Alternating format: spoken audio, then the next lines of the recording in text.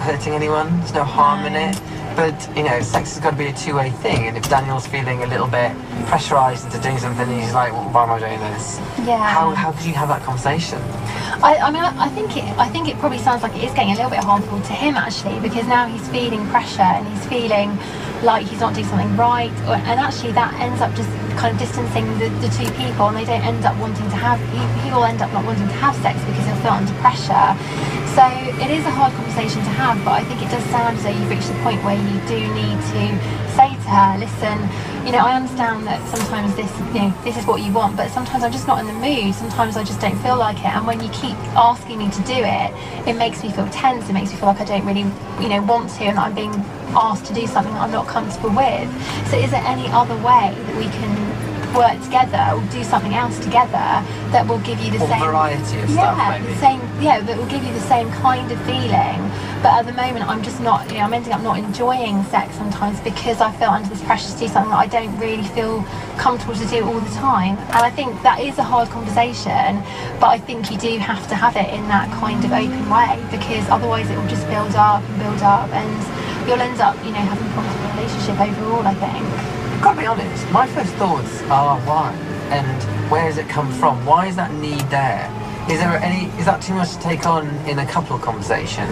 Is there like a sex therapist, or is there someone that you could talk to help the girlfriend to work out why the need's there to be spoken to like this? Yeah, I absolutely agree. Obviously we all have different turn-ons and people have different fantasies, and for her this sounds like this is what gets her turned on. I'm not saying she's wrong for wanting it, but it would just be freeing if she could have sex without it. Yeah, I think it's definitely a need for a conversation and a compromise, and maybe speak to her and say, I'll happily talk dirty to you on, you know, sometimes, but maybe some other times we can try it my way, and see if she's a bit more willing. Maybe she's just not used to having sex without that lead up. So she's almost like afraid. So step number one is to say impact it has on him. Yes. Step number two is to then say, could we maybe try variety stuff? Sometimes we'll do it if I'm in the mood. Other times, can we try some other stuff? And then if she pushes back and says, oh, I'm really not getting much out of this, then maybe starting to explore the conversation of, well, why is the need there for you to have it? Could we talk to someone about seeing where it comes from, and maybe you could get that need fulfilled in other ways from other things. Yeah, and maybe just explain as well that being forced, if he feels forced to speak dirty, that actually it does make him uncomfortable. Maybe she doesn't realise that he doesn't like it as much as she does. So just sort of be really open about how it makes you feel. Do you know what, Daniel? I'd imagine it would feel a bit weird for us to say that, go and do this conversation, but if you do have it and it goes well, just imagine how good your sex life will be for the future. So good luck for that.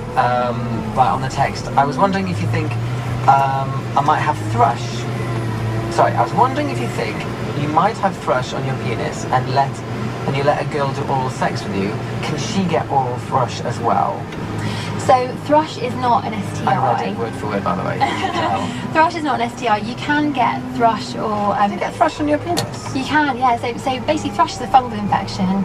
So you can get fungal infections in your vagina, on your penis. You can get them in your mouth, you can get them in your tummy.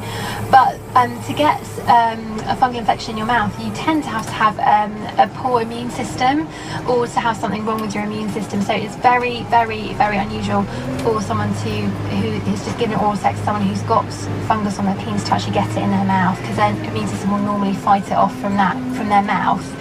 If you are getting kind of itching, redness on your penis, then it could be thrush. You can go in and get an antifungal cream from your doctor or from the chemist, and you can use that for about a week or so, which will improve things and actually just get rid of it. But it's not an STI in terms of passing it on to if you have vaginal sex or anything like that at all. Can you describe what penis fungus look like? So you tend to get redness and you get lots and lots of itching, basically. Vaginal thrush, you get itching and lots and lots of kind of yellowy, like cottage cheese kind of discharge, that kind of thing. So those are the kind of symptoms you can get. It's really common, especially in women. So don't be worried about it. Just go and get some treatment for it. Text commitment just caught my attention. Why does my boyfriend want sex all the time? In capitals. I'll take this one. Yeah, the statistics show actually, I think it's roughly 34 times a day men think about sex, whereas women think about sex 9 times a day. So less than a third. There's a difference between thinking about it and acting on Well, it. I think- Please tell me that's the case. Men generally, I think, have a higher sex drive and seem to be just more sexually active. They want to have sex a lot more than us women. But is it true that people talk about doing sex way more than they actually have sex? Please tell me that's the case. The whole world is not having 5 times a week, are they? No, it's definitely thought about and talked about a lot more than it's physically had. Unless you're in a new relationship, in which case go for it. Absolutely, but also as well, different people have different sex drives. Some women have a really high sex drive and some don't, and the same with men. So it is definitely very individual and subjective. So, taking that text seriously, what options are there if you've got a mismatch of sex drives in a couple?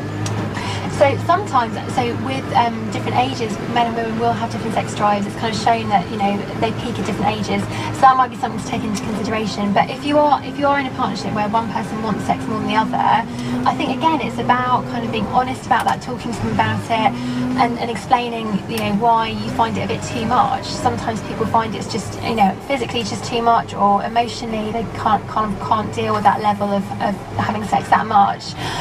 But also, you know, sometimes people do get a little bit not addicted to sex, but they can get a kind of association to sex. So you can get hormone release when you're having sex, and so you can be addicted to that kind of feeling of pleasure, which sometimes is a substitute for something else they're missing emotionally. Not always, but sometimes. Okay. There is, of course, other ways to reach an orgasm that doesn't have to involve the partner. So if someone Yeah, but why is it? Oh, sorry, okay, it's a different subject, but why is it that some partners don't like the other half doing that? I mean, personally, I think it's acceptable. It's extremely common. I think everyone probably does it.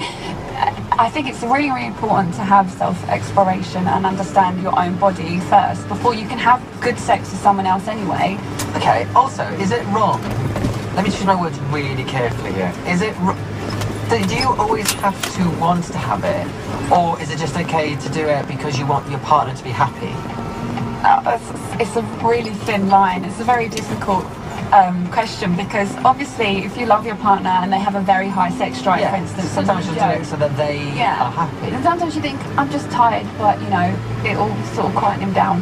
So I think if it gets to the point where you're only doing it to keep them happy and you don't enjoy it at all, you get no happiness from it at all. Well, you get happiness from the fact that they were happy. Well, yeah, if you're getting happiness from the fact you're making them happy, then I think, you know, that can be acceptable. But I think if you're getting to the point where you are experiencing absolutely no happiness, no joy, and you're literally just doing it, you know, because of somebody else, then that is something you need to definitely look at. It doesn't sound very healthy when it gets to that point. I think also what you mentioned about, you know, partners not being happy in terms of, you know, self-exploration of their other partner. Sometimes if people feel they're being left out of something very intimate, and if they can do it by themselves, then, you know, they sometimes feel a little bit kind of their self-esteem may drop. And I think sometimes that's got to do has a lot to do with people not liking it. Okay. In some cases. All right, I'll go through a couple of texts really quickly. Hello, I'm a virgin, and me and my boyfriend are planning on having sex soon. I'm worried it's going to hurt and I'll bleed a lot. What advice can you give me, please? So when you first have sex, it's actually quite uncommon to bleed at all. So sometimes you bleed a little bit, but it's very uncommon to bleed a lot. So I wouldn't worry about that. And in terms of pain, actually, if you're relaxed with your partner, then you don't feel that much pain. It may be a little bit uncomfortable or a new sensation, but the whole point about having comfortable sex is actually being comfortable with that person and relaxing.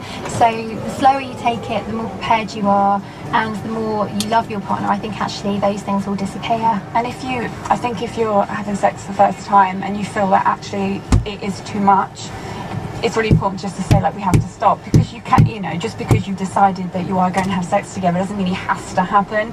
If you try it and you're uncomfortable, or you can't it is too painful, then just stop and then, you know, maybe try it another time.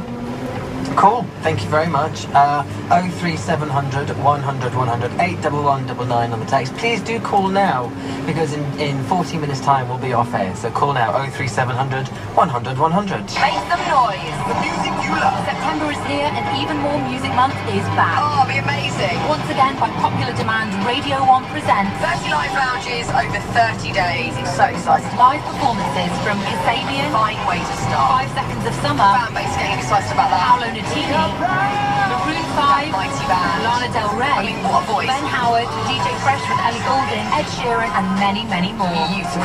The Live Lounge Every single day during September. weekdays with Fern Cotton, And then a weekend for Alice Levine. the full Even More Music Month lineup on the Radio 1 website.